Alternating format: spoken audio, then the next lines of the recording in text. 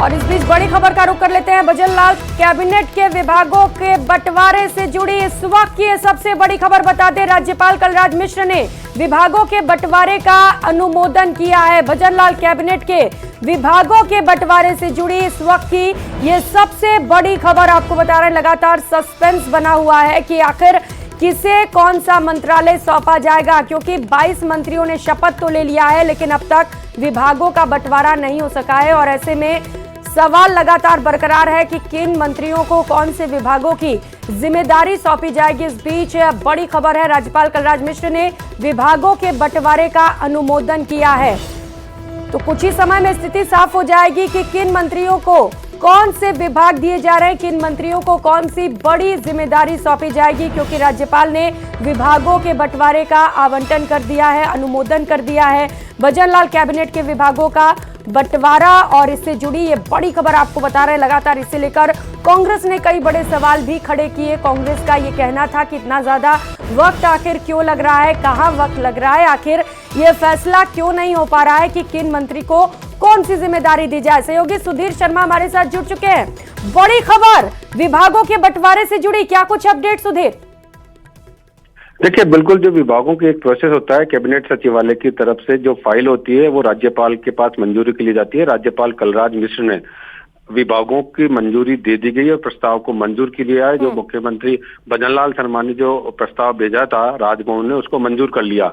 लेकिन अभी जो जानकारी मिली है तुरंत प्रभाव से, उसमें एक ही नाम निकल के आया है। जो जानकारी के मुताबिक जो सूत्र बता रहे हैं कि डिप्टी सीएम दिया कुमारी को फाइनेंस और पीडब्ल्यूडी विभाग की जिम्मेदारी दी गई है। लेकिन मैं भी आपको ये भी जानकारी दे दूं, क्योंकि आज करणपुर में विधानसभा क्षेत्र में मतदान चल रहा है।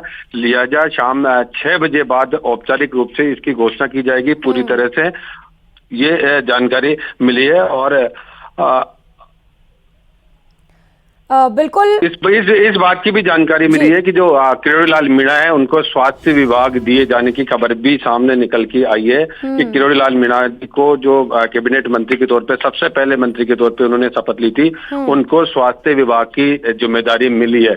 अभी तक ये दो नाम ही है, क्योंकि औपचारिक घोषणा इसकी होना बाकी है। असल में जो करणपुर विधानसभा सीट पर मतदान चल रहा है उसके चलते अभी इसको रोका गया है। जी, लेकिन सुधीर एक बात तो तय है कि अब बहुत ज्यादा इंतजार नहीं करना पड़ेगा। शाम 6 बजे के बाद किसी भी वक्त ये पता चल जाएगा कि किस मंत्री को कौन से विभाग की जिम्मेदारी दी जाएगी। बड़ा अहम होगा। बिल्कुल, क्योंकि अभी प्रस्ताव जो पूरा तैयार हुआ है कैबिनेट सचिवालय की तरफ से और सीएमओ की तरफ से, मुख्यमंत्री भजनलाल शर्मा की तरफ से जो प्रस्ताव तैयार किया गया है, जिन मंत्रियों को शपथ दिलाई गई है उन मंत्रियों को अब विभाग आवंटन की बारी है। जो इसकी संवैधानिक प्रक्रिया ये होती है कि पूरा प्रस्ताव जो विभागों को दिए गए हैं, जिन मंत्रियों को विभाग दिए गए हैं, उन मंत्रियों को की फाइल राजभवन में जाती है। राज्यपाल किस मंत्री को कौन सा विभाग दिया है उसका अनुमोदन करते हैं, उसका प्रस्ताव को स्वीकार करते हैं। तो अभी फिलहाल ये प्रस्ताव स्वीकार कर लिया गया है, यानी विभागों का आवंटन मुख्यमंत्री के स्तर पर किया जा चुका है। उनके नामों की जो औपचारिक घोषणा है वो होना अभी बाकी है। जी बिल्कुल, अभी औपचारिक ऐलान बाकी है। लेकिन सुधीर, शुरुआत में जो खबर सामने आ रही है, जो सूत्रों के हवाले से आप खबर बता रहे हैं कि डिप्टी सीएम दिया कुमारी को बड़ी जिम्मेदारी मिल सकती है वित्त विभाग और पीडब्ल्यूडी की, ये बड़ी सूचना सामने आ रही है इस वक्त। बिल्कुल, जो प्रथम दृष्टया जो सामने जानकारी आ रही है उसके मुताबिक निकल के आया है कि दिया कुमारी और किरोड़ी लाल मीणा को इन विभागों की जिम्मेदारी मिल सकती है। इन दो विभाग है, उनकी जिम्मेदारी इन दो प्रमुख जो कैबिनेट मंत्री है उनको मिल सकती है। जी, और अब जिन 22 मंत्रियों ने शपथ ली है सुधीर, सबके दिलों की धड़कनें बढ़ी होंगी, क्योंकि अब ज्यादा इंतजार नहीं करना है। हाँ बिल्कुल, निश्चित रूप से, क्योंकि अब काम की गति भी पकड़ेगी, क्योंकि आज प्रधानमंत्री भी आ रहे हैं। उनसे आने से पहले ये सारा होगा कार्यक्रम। तो लिहाजा ये माना जा रहा है कि जो आज जिस तरह से चुनाव चल रहा है श्री कानपुर में, उस चुनाव के पूरा होने के तुरंत बाद, मतदान पूरा होने के बाद इसकी औपचारिक घोषणा हो सकती है। लेकिन जो जानकारी मिली कि डिप्टी सीएम दिया कुमारी को वित्त और फाइनेंस की जिम्मेदारी मिल सकती है। इसी तरह डॉक्टर किरोड़ी लाल मीणा को स्वास्थ्य विभाग, चिकित्सा की जो है जिम्मेदारी मिल सकती है। ये दो नाम ऐसे हैं जो अभी फिलहाल चर्चा में आए और तुरंत निकल के आए, जो सूत्रों के हवाले से ये जो दो नाम सामने आए जो हमने हमारे दर्शकों को बताए हैं। जी बिल्कुल सुधीर, तो दो नाम फिलहाल सामने आ रहे हैं, डिप्टी सीएम दिया कुमारी और किरोड़ी लाल मीणा के, जिन्हें जिम्मेदारियां लगभग सौंप दी गई हैं, जो प्रथम दृष्टया खबर निकलकर सामने आ रही है। सुधीर, बड़ा इंपॉर्टेंट होगा, महत्वपूर्ण होगा, क्योंकि कई सारे मुद्दे बीजेपी की ओर से उठाए गए हैं चुनावों में। सभी मुद्दों को पूरा करना है, सभी वादों को पूरा करना है। ऐसे में देखना बड़ा ही महत्वपूर्ण होगा कि किन मंत्रियों को कौन से विभाग सौंपे जाते हैं, और सबसे ज्यादा महत्वपूर्ण होगा गृह मंत्रालय। देखिए, सामान्य तौर से जो जानकारी के मुताबिक अगर पिछला 2 दशक में देखें और ये जो विभाग होते हैं, फाइनेंस, कार्मिक, गृह विभाग, ये हमेशा मुख्यमंत्री के पास ही रहते हैं। लेकिन चूंकि जो सूत्रों के हवाले से जो खबर निकल के आ रही है कि दिया कुमारी को फाइनेंस और पीडब्ल्यूडी की जिम्मेदारी दी गई है, तो इसमें कुछ बदलाव भी हो सकता है। यानी कि माना जाए कि गृह मंत्री भी मिल सकता है, क्योंकि अब सुरक्षा का जो मुद्दा रहा, चाहे महिला सुरक्षा की बात करें या क्राइम की, जिस तरीके से क्राइम का ग्राफ भी बढ़ा है, ऐसे में जो गृह मंत्री होगा उसके ऊपर एक बड़ी जिम्मेदारी होगी कि कैसे लॉ एंड ऑर्डर को सुनिश्चित किया जाए। निश्चित रूप से बड़ी जिम्मेदारी है, और बड़ी जिम्मेदारी के तहत में, क्योंकि अब आप ये देखिए कि 19 तारीख तक विधानसभा का कार्यभार है, वो भी आने वाला है। विधानसभा का सेशन भी बुलाया गया है, उससे पहले प्रश्नकाल भी उसमें लगेंगे। तो तमाम जो काम है विधानसभा के हिसाब से, राज्यपाल का अभिभाषण भी होना है, तो उनको उस हिसाब से जिम्मेदारी दी गई है। लिहाजा ये माना जा रहा है कि पूरी तरह से तैयारी अब की जा रही है, क्योंकि आज आप देख सकते हैं 5 तारीख हो गई, 15 दिन का समय भी नहीं बचा विधानसभा के अंदर भी। तो सरकार को एक गति देने के लिए मंत्री तो बना दिए, लेकिन जब तक उनके पास विभाग नहीं आएंगे तब तक उस विभागों में गति नहीं पड़ेगी, प्रशासनिक पकड़ नहीं होगी, और इस तरह से प्रशासनिक शिथिलता का जो मैसेज है वो जनता में जा रहा है। तो अब तुरंत जिस तरह से विभाग दिए जाएंगे उसी तरह से सीधे तौर पर अब काम भी तेजी से आएंगे। जी बिल्कुल बिल्कुल सुधीर, क्योंकि कांग्रेस लगातार इस मुद्दे को लेकर हमलावर भी है और कह रही है कि जब तक विभागों का बंटवारा नहीं करेंगे, कैसे सुनिश्चित करेंगे लॉ एंड ऑर्डर को और कैसे क्राइम पर कंट्रोल करेंगे, क्योंकि जब तक विभागों का बंटवारा नहीं होता है कोई भी एक्टिव नहीं है इसे लेकर। सुधीर, क्योंकि खबर आपने ये बता दी है कि डिप्टी सीएम दिया कुमारी को जिम्मेदारी मिल सकती है, प्रेमचंद बैरवा को भी जिम्मेदारी मिलती हुई नजर आ रही है क्या? कुछ इसे लेकर कोई अपडेट है क्या? देखिए, जो तमाम जो मुख्यमंत्री समेत 25 जो मंत्रिपरिषद में पूरे शामिल हैं, उनको तमाम लोगों को जिम्मेदारी दी जाएगी। अलग अलग सोर्सेज से अलग अलग खबरें आ रही है, लेकिन अभी तक जो पूरी तरह से ये जो जानकारी है वो निकल के नहीं आ रही है।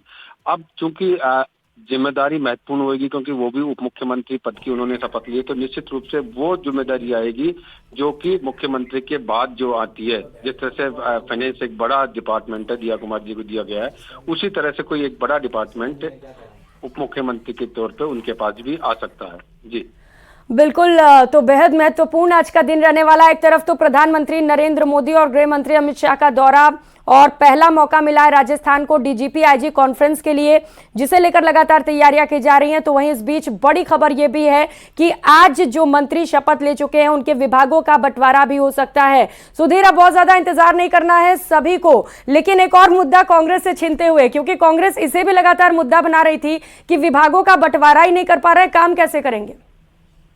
बिल्कुल, आपने सही कहा कि जिस तरह से 3 दिसंबर को पहली बार रिजल्ट सामने आए, बीजेपी के 115 विधायक जीत के आए, उसके बाद 15 दिसंबर को एक मुख्यमंत्री के तौर पर भजनलाल शर्मा, 2 उप मुख्यमंत्री को शपथ दी जाए, उसके बाद 30 तारीख को बाकी मंत्रियों के रूप में शपथ ली। तो विभागों की घोषणा सामान्यतः ये होता है कि जिस दिन राज्यपाल की यहाँ शपथ होती है मंत्रिपरिषद की या मंत्रिमंडल की, उसी दौरान उसके कुछ समय बाद ही विभागों की भी घोषणा हो जाती है। लेकिन इसमें डिले होते ही कांग्रेस निश्चित रूप से हमलावर हो गई थी कि इतना डिले होना नहीं चाहिए था। लेकिन अब चूंकि जो कांग्रेस हमलावर हुई थी उसी को ध्यान में रखते हुए अब जो विभागों की घोषणा है वो शाम तक पूरी तरह से सामने आकर निकल जाएगी कि किसको कौन सा विभाग दिया गया है। बिल्कुल सुधीर, वक्त थोड़ा ज्यादा लग गया क्योंकि 3 दिसंबर को नतीजे सामने आ गए थे, लेकिन अब तक विभागों का बंटवारा नहीं हो सका था। लेकिन माना जा रहा है कि आज शाम तक विभागों का बंटवारा हो जाएगा और सभी मंत्रियों को उनकी जिम्मेदारियां भी सौंप दी जाएंगी। सुधीर, लेकिन एक मुद्दा अभी भी कांग्रेस के पास जरूर है कि ये फैसला तो सीएम का होना चाहिए था कि विभाग किसको कौन से दिए जाए, लेकिन ये तो बंद लिफाफे में दिल्ली से आता है। देखिए, ये पार्टी के जब ये सवाल किए जाते हैं बीजेपी में, तो बीजेपी कैडर बेस्ड पार्टी मानी जाती है और उनको ये कहा जाता है कि हमारी अंदरूनी व्यवस्था है, ये कहकर हाँ। छुट्टी तौर से बचाव किया जाता है। लेकिन जो भी काम हो रहा है निश्चित रूप से केंद्रीय बीजेपी के नेतृत्व के जरिए ये सारा काम राजस्थान में हो रहा है। लिहाजा पहली बार आपने देखा होगा कि पहली बार कोई विधानसभा पहुंचे और पहली बार में मुख्यमंत्री बन जाए, ऐसा राजस्थान के इतिहास में कभी नहीं हुआ और ये देखने को भी मिला है। शुरुआती दौर में हम जब से इस बात को समझ सकते हैं कि जब देश आजाद हुआ और उसके बाद 1952 में पहली बार इलेक्शन हुआ, उस समय ऐसा हुआ होगा। उसके बाद से तो लगातार जो एक्सपीरियंस जो लोग हैं, जो पार्टी के जिम्मेदार जो है 2-3 बार जीत के आए हैं, उनको दिया गया। हालांकि ये भी देखा गया है कि जो अशोक गहलोत थे, उनको जब 98 में पहली बार हुई थी तब तो उन्होंने चुनाव भी नहीं लड़ा था और उससे पहले वो मुख्यमंत्री बन गए थे, लेकिन उससे पहले उनको सांसद रहने का एक्सपीरियंस था, सेंट्रल में मंत्री रहने का एक्सपीरियंस था, इस तरह से रहा था। लेकिन जो कोई पहली बार चाहे संसद में भी नहीं पहुंचे और राजस्थान की विधानसभा में नहीं पहुंचे, वो देखे तो इस तरह की जो नई जो परिपाटी देखने को मिल रही है वो बीजेपी की में देखने को मिल रही है कि एक छोटा कार्यकर्ता भी बड़ी जगह पर संभाल कर शासन व्यवस्था की बागडोर संभाल सकता है। तो तमाम लोगों का इस मंत्रिमंडल बनाने में, मंत्रियों की पोर्टफोलियो देने में, तो तमाम जो पार्टी के बड़े नेता बीजेपी के हैं उनका जरूर इसमें वैचारिक रूप से आदान प्रदान रहा। उसके बाद में ही यह रिजल्ट सामने निकल कर आया है। जी बिल्कुल सुधीर, और जब पहली बार विधायक बनने के बाद मुख्यमंत्री बनाया जा सकता है भजनलाल शर्मा को, तो जितने भी मंत्रियों ने शपथ ग्रहण किया है ये माना जाए कि उन्हें भी अहम जिम्मेदारी मिल सकती है, ना कि सिर्फ उन नामों को जिनकी चर्चाएं थी, जिनके नामों को लोग जानते हैं, जो बड़े चेहरे हैं। देखिए, जो 25 के 25 सदस्य हैं टोटल, 2 मुख्यमंत्री, 1 मुख्यमंत्री, 12 कैबिनेट, 5 स्वतंत्र प्रभार और 5 राज्य मंत्री, उनको जो तमाम इन लोगों को जो जिम्मेदारी दी जाएगी वो महत्वपूर्ण ही रहने वाली है। हो सकता है कि जो 5 राज्य मंत्री हैं जिनके पास स्वतंत्र प्रभार नहीं रहेंगे, उनको किसी कैबिनेट मंत्री के साथ जोड़ा जाएगा ताकि वो उनके काम में सहयोग बटा ले। तो पूरी तरह से जो ये रूपरेखा तैयार होगी वो इसी तरह से होगी कि किसको क्या विभाग और उसके साथ में सहयोगी तौर पे कौन से मंत्री को वहां पर जोड़ा जाए, जो कि राज्य मंत्री के तौर पर उन्होंने जो जिम्मेदारी मिली है। तो अब देखना ये है कि अब कुछ देर बाद ही, क्योंकि ये बड़ी खबर निकल के आ गई है और राजभवन ने ये स्वीकार कर लिया है कि प्रस्ताव का अनुमोदन किया गया है, उसको स्वीकार कर लिया गया है। अब औपचारिक घोषणा मात्र है, तो शाम 6 बजे तक इसकी पूरी तरह घोषणा हो जाएगी या उससे पहले भी ये निकलकर सामने से किसी माध्यम से ये नाम सामने आ जाएंगे कि किस मंत्री को कौन सा विभाग दिया गया है। जी बिल्कुल सुधीर, अब सिर्फ औपचारिक घोषणा मात्र बाकी है, काउंटडाउन शुरू हो चुका है। सुधीर, क्या ये माना जाए कि बड़े विभागों के बंटवारे में भी सोशल इंजीनियरिंग देखी जा सकती है, अलग अलग क्षेत्र और जाति को लेकर?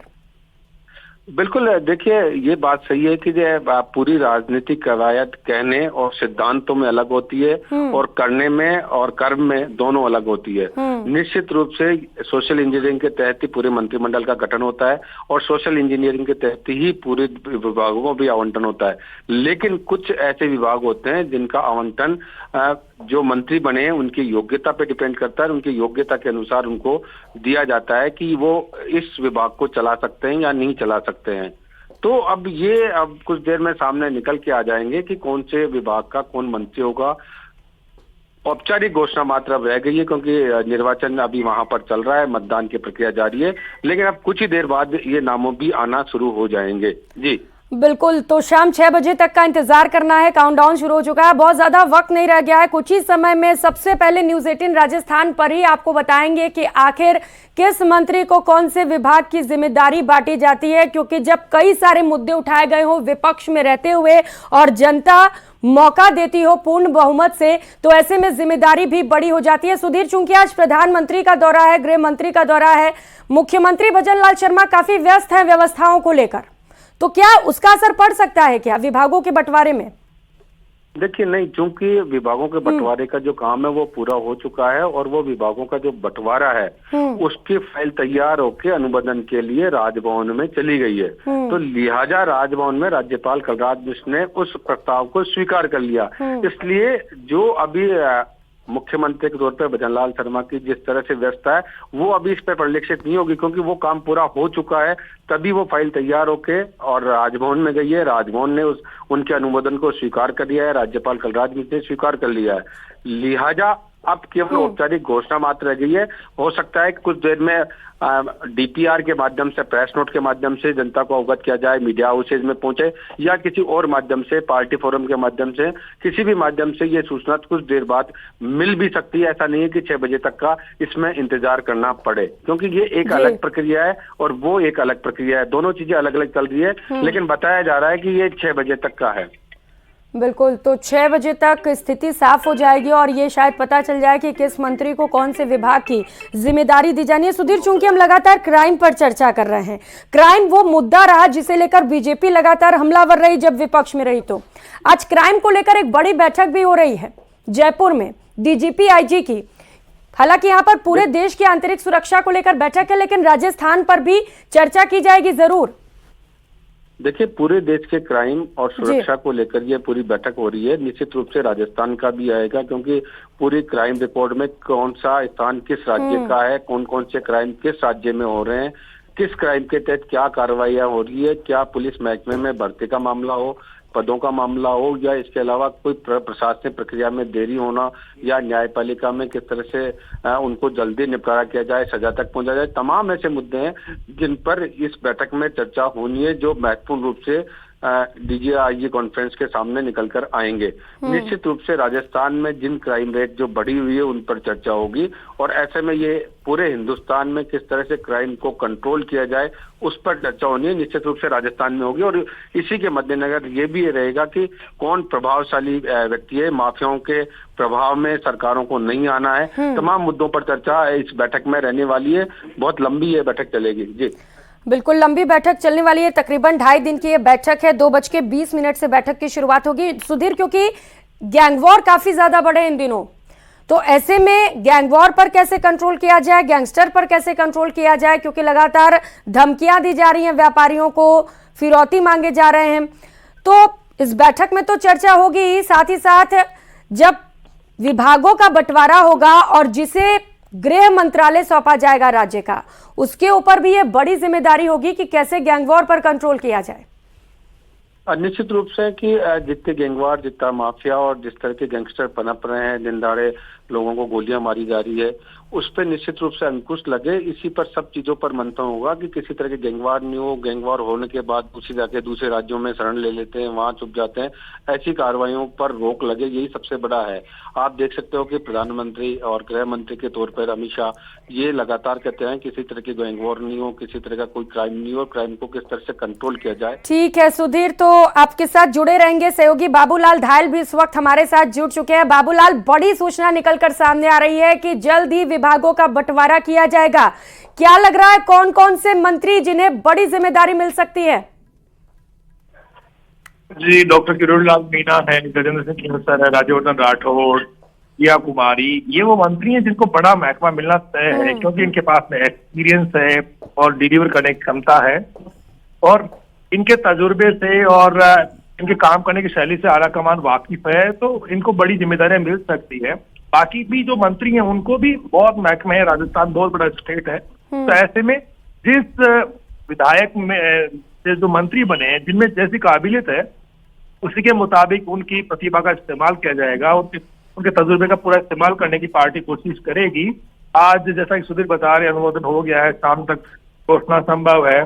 तो कई मंत्री जो हैं उनको बहुत तजुर्बा है अपने अपने क्षेत्रों में काम करने का। डॉक्टर किरोड़ी लाल मीणा पहले मंत्री रह चुके हैं, खाद्य एवं आपूर्ति के मंत्री रहे। इसके अलावा गजेंद्र सिंह खेमसर जो है वो एनर्जी के मिनिस्टर रहे हुए हैं। राज्यवर्धन राठौड़ केंद्र की सरकार में मंत्री रहे हुए हैं। बाबूलाल खराड़ी पहली बार मंत्री बने, आदिवासी इलाके से आते हैं और शिक्षक भी रहे हुए हैं, तो ऐसे में उनको भी कोई बड़ा जिम्मा मिल सकता है। मदन दिलावर सहकारिता के साथ में सामाजिक न्याय और अधिकारिता के मंत्री रह चुके हैं, उनको भी कोई अच्छा पोर्टफोलियो मिलेगा। जोगाराम पटेल लो के विशेषज्ञ हैं और पहले भी काफी उन्होंने काम संभाला था, संसदीय कार्य मंत्री उनको बनाया जा सकता है। लो उन्होंने जो है संसदीय सचिव भी वो रह चुके हैं पहले। सुरेश सिंह रावत देवस्थान विभाग का जिम्मा उनको मिल सकता है, इसके साथ और भी कोई बड़ा महकमा साथ में दिया जा सकता है। अविनाश गहलोत को भी काफी एक्सपीरियंस है धरातल पर काम करने का, ग्राउंड पे काफी अच्छा काम किया हुआ है उन्होंने, तो पार्टी उनकी प्रतिभा का भी इस्तेमाल करेगी।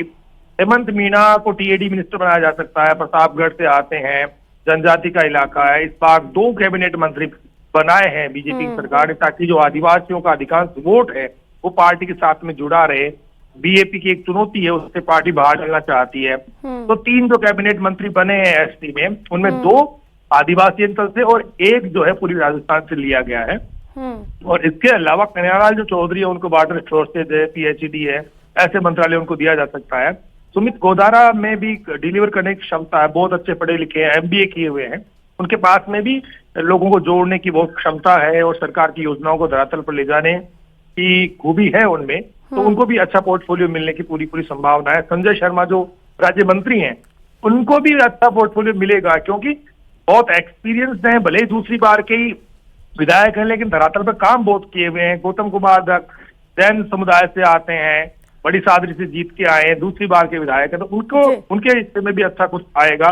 जाबर सिंह खर्रा को कृषि मामलों का जानकार माना जाता है, पंचायती राज और ग्रामीण विकास जो महकमा है उसकी जिम्मेदारी दी जा सकती है, क्योंकि वो प्रधान भी रह चुके हैं। सुरेंद्रपाल सिंह टीटी की किस्मत आज जो है वो ईवीएम में बंद हो जाएगी और उसके बाद जब मतगणना होगी, तो उनसे भी काफी उम्मीदें हैं। उनको श्रम मंत्रालय उन्होंने संभाला, इसके अलावा माइनिंग मिनिस्ट्री संभाल चुके हैं, तो उनको उनमें भी बहुत अपूर्व संभावनाएं। हीरालाल नागर में भी बहुत क्षमताएं पार्टी देख रही है। तो जिस मंत्री में जैसी काबिलियत है उसी के मुताबिक महकमों का आवंटन होगा और उनकी प्रतिभा का पूरा इस्तेमाल करने की कोशिश होगी, ताकि चुनावी साल है, लोकसभा का चुनाव होगा, तो उसमें ये जो तजुर्बा है इनका एक काम आए, पार्टी का कार्यकर्ता साथ में खड़ा रहे, जनता में एक पॉजिटिव मैसेज आए, तो बहुत सोच समझकर महकमों का बंटवारा। बाबूलाल, सोच समझकर बंटवारा किया गया होगा, हालांकि फैसला ले लिया गया है। कुछ ही समय में हमें पता भी चल जाएगा कि किन मंत्रियों को कौन से विभाग की जिम्मेदारी दी जा रही है। आप बता रहे हैं बाबूलाल की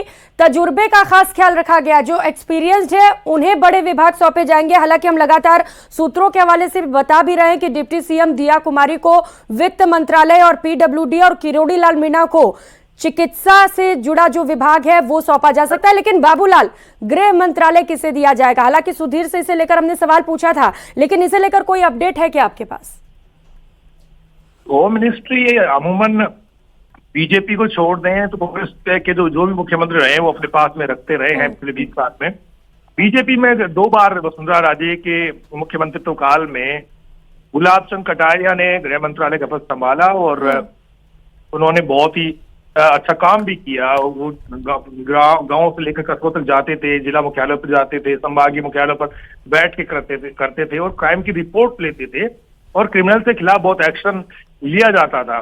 ये जो सरकार है ये आते ही इसने अपने इरादे साफ कर दिए कि अपराधियों को किसी भी सूरत में पनपने नहीं दिया जाएगा, इसलिए एंटी गैंगस्टर टास्क फोर्स बनाए गए हैं, नकल माफिया को रोकने के लिए एसआईटी बन गई है, तो और बहुत सारी चीजें की गई हैं। इसका मतलब ये है कि गृह मंत्रालय दिया कुमारी को अगर दिया जाता है तो उनको काम बहुत करना पड़ेगा, क्योंकि बीजेपी में मिलते रहे हैं मुख्यमंत्री के अलावा भी। कांग्रेस में गृह मंत्रालय एक बार शांति धारीवाल को मिला पिछले सालों में, जब 2008 से 13 की सरकार थी अशोक गहलोत की, तो शांति धारीवाल 2-2.5 साल के लिए गृह मंत्री थे, लेकिन बाद में अशोक गहलोत ने उनसे ये महकमा ले लिया था। माना ही जा रहा है कि दिया कुमारी को जो भी महकमा मिलेगा पावरफुल महकमा होगा, क्योंकि उनमें एक्सपीरियंस है। वो 2 बार की यानी कि 1 बार की एमपी और 2 बार की विधायक हैं और वो जानती है कार्यशाली गवर्नेंस को किस तरह से डीडीओ किया जा सकता है, किस तरह से धरातल तक सरकार के मैसेज को पहुंचाया जा सकता है। तो उनको ये महकमा मिलता है तो उसमें कोई चौंकने वाली बात नहीं होगी।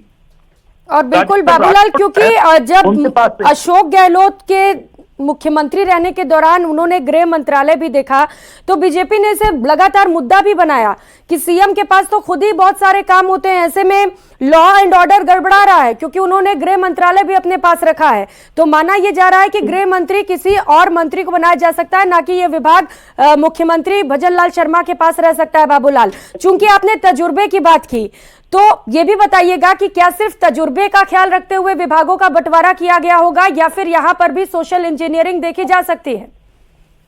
देखिए, गृह मंत्रालय जैसे पदों पर जो मातल कौमें होती है उनसे बचती हैं पार्टियां कि उनसे जुड़े हुए जो नेता है उनको गृह मंत्री नहीं बनाया जाता है। जो सामान्य जातियों के जो मंत्री होते हैं उनको ये महकमे दिए जाते हैं, एक परंपरा थी राजस्थान में। तो हालांकि पहले ये चीजें नहीं होती थी, गुलाब सिंह शेखावत भी गृह मंत्री रहे थे, उससे पहले कैलाश मेघवाल, भैरव सिंह शेखावत के साथ में गृह मंत्रालय उन्होंने संभाला था। तो वो सारी चीजें चलती रही हैं, लेकिन अब नए दौर की बीजेपी में किसको क्या मिलेगा ये कहना बहुत मुश्किल है। सिर्फ आकलन और कयास लगाए जा सकते हैं, जब तक कि जो सूची है कि इन महकमों को, इन मंत्रियों को एलोकेट किया गया है, तब तक आप सिर्फ आकलन और कयास लगा सकते हैं। लेकिन माना ये जा रहा है कि दिया कुमारी को महत्वपूर्ण पोर्टफोलियो मिलेगा। जो टॉप 4 डिपार्टमेंट्स होते हैं उनमें से उनके खाते में कम से कम 1 या 2 डिपार्टमेंट जाने वाले हैं। बिल्कुल, हम तो अभी सिर्फ आंकलन ही कर सकते हैं, सूत्रों के हवाले से ही खबर दिखा सकते हैं। हालांकि 6 बजे के बाद ही स्थिति साफ हो सकेगी कि किस मंत्री को कौन सा विभाग दिया जाता है, कौन सी जिम्मेदारी दी जाती है बाबूलाल। लेकिन ये तो तय है कि जिन 22 मंत्रियों ने शपथ ली है उन सभी के दिलों की धड़कनें बढ़ी होंगी, बेचैन होंगे सभी। बिल्कुल, और थोड़ी देर बाद में जो मंत्री हैं वो बीजेपी कार्यालय आना शुरू हो जाएंगे, क्योंकि 6 बजे प्रधानमंत्री नरेंद्र मोदी पहुंचेंगे बीजेपी कार्यालय। तो उससे पहले तमाम जो विधायक हैं, मंत्री हैं, वो आएंगे और बस उनके जहन में बस एक ही बात कौंध रही होगी कि आज उन महकमे बंट रहे हैं तो मेरे को कौन सा महकमा मिलने वाला है। तो सब एक दूसरे से सब पूछने लग गए होंगे कि भाई कुछ पता चला क्या, आज महकमे बंट रहे हैं, आपको क्या मिल रहा है। तो ये जो चीजें चल रही हैं इस वक्त, और सब पता लगाने की कोशिश कर रहे हैं, लेकिन बीजेपी आखिरी वक्त तक सारी चीजों को सहेज के रखती है, छुपा के रखती है और सही मौके पर ऐलान करती है। तो आज वो घड़ी आती दिख रही है जब पीएम नरेंद्र मोदी जिस वक्त बीजेपी कार्यालय में होंगे, तब महकमों का ऐलान पार्टी करना चाहेगी ताकि इसका दूर तक संदेश जाए। बिल्कुल, दूर तक संदेश पहुंचाने की कोशिश, क्योंकि 2024 को लेकर भी कहा जा रहा है कि फैसले लिए जा सकते हैं। ऐसे में देखना बड़ा ही महत्वपूर्ण होगा कि किस मंत्री को कौन सा विभाग दिया जाता है। बाबूलाल, चूंकि आज प्रधानमंत्री भी पहुंच रहे हैं और इसी के साथ साथ विभागों का बंटवारा भी हो रहा है, तो बीजेपी के लिए आज का दिन बड़ा ही महत्वपूर्ण है। प्रदेश कार्यालय पर किस तरीके की हलचल देख पा रहे हैं आप, और क्या तैयारियां इस वक्त वहां पर? जी देखिए, अभी जो नेता हैं सबको जिम्मेदारियां दी हुई हैं, सब थोड़ी देर बाद में आना शुरू होंगे। अभी पूरे इलाके में कड़ी सुरक्षा व्यवस्था है, भाजपा का परचम हर तरफ लहराता हुआ यहाँ पर दिख रहा है, भगवा मय है। और बहुत ही कड़ी तलाशी के बाद जो अपेक्षित लोग हैं वही भीतर जा सकते हैं। हाँ। और थोड़ी देर बाद में इन रास्तों को भी जो है रोक दिया जाएगा जहां से प्रधानमंत्री नरेंद्र मोदी के आने का कार्यक्रम बने, जहां से उनका रूट तय है। तो एक तरह से तस्वीरें लगाई गई हैं, वो सजाया संवारा गया है और अभूतपूर्व सफाई अभियान बीजेपी ने चलाया। और आज जो तस्वीरें दिख रही हैं उनमें नए दौर की बीजेपी साफ नजर आ रही है। कटआउट्स लगाए गए हैं नरेंद्र मोदी के और मुख्यमंत्री भजन लाल के। इसके अलावा भगवामय है एक तरह से बीजेपी कार्यालय के आसपास का जो पूरा इलाका। राम मंदिर की जो तस्वीरें वो लगाई गई हैं, नारी शक्ति वंदन का जो कानून बनाया गया उसके बारे में जानकारियां दी गई हैं। साथ ही जो भविष्य की तस्वीर है पार्टी की, किन किन मुद्दों को लेकर के पार्टी आगे बढ़ेगी, वो भी दर्शाई गई है। अब तक वसुंधरा राजे की तस्वीर कल शाम तक बीजेपी कार्यालय के बाहर एक पोस्टर में थी, अब वो कहीं नजर नहीं आ रही है, उसको भी हटा दिया गया है। तो बदले दौर में बदली बीजेपी नए संकल्प, नए इरादों के साथ, नए जोश और नई ऊर्जा के साथ आज प्रधानमंत्री नरेंद्र मोदी का बीजेपी कार्यालय में स्वागत के लिए तैयार है। पार्टी कार्यकर्ता बहुत उत्साहित हैं और पीएम नरेंद्र मोदी का जब संबोधन होगा तो सबकी निगाहें टिकी होंगी कि किस तरह से वो गुड गवर्नेंस का पाठ पढ़ाते हैं, सत्ता संगठन के बीच में बेहतर समन्वय को लेकर के क्या बात कहते हैं, 2024 के लोकसभा चुनाव को जीतने के लिए क्या मंत्र देते हैं, और जो केंद्र सरकार की योजनाएं उनको धरातल पर उनकी बेहतर क्रियान्विति, आम आदमी तक उनकी पहुंच को लेकर वो अपनी बात क्या कहते हैं। क्योंकि पीएम मोदी जब भी जाते हैं तो अपनी छाप छोड़ के जाते हैं। तो आज सबकी निगाहें इसी बात पर टिकी हैं कि 3 घंटे में 2 घंटे वो बातचीत करेंगे विधायकों से, मंत्रियों से, पार्टी के वरिष्ठ पदाधिकारियों से। तो उनको टास्क क्या देने वाले हैं, किस तरह से धरातल पर काम करना है। क्योंकि पीएम मोदी की जो वर्किंग स्टाइल है वो टास्क देते हैं और उनको नतीजे चाहिए होते हैं वक्त पर, ना वो खुद चैन से बैठते हैं और ना जो है अपनी पार्टी के पदाधिकारियों को चैन से बैठने देते हैं, क्योंकि वो हमेशा काम में यकीन करते हैं। आराम करना पीएम मोदी ने सीखा नहीं है, इसलिए आज वो देश ही नहीं पूरी दुनिया के सबसे मकबूल लीडर्स में शुमार होते हैं। तो आज एक तरह से बीजेपी का प्रदेश कार्यालय गवाह बनेगा प्रधानमंत्री के रूप में पहली बार नरेंद्र मोदी के आगमन का। तो उनके लिए बहुत ही खुशियों भरा मौका जी। और पार्टी का जो कार्यकर्ता है, बहुत खुश है। बिल्कुल बाबूलाल, पार्टी के कार्यकर्ता उत्साहित भी होंगे। प्रधानमंत्री नरेंद्र मोदी आराम नहीं, काम करना पसंद करते हैं और जिस तरीके से इस बार उन्होंने चुनाव जीतने के बाद फैसले लिए और भजन लाल शर्मा को मुख्यमंत्री बनाया गया, उसके बाद जाहिर है निश्चित तौर पर जो कार्यकर्ता है वो जबरदस्त उत्साहित है कि किसी को भी कभी भी बड़ा मौका दिया जा सकता है। फिलहाल बहुत शुक्रिया बाबूलाल आपका तमाम जानकारियों के लिए। और रुक करेंगे, इस बीच मिल रही एक और बड़ी खबर का। प्रधानमंत्री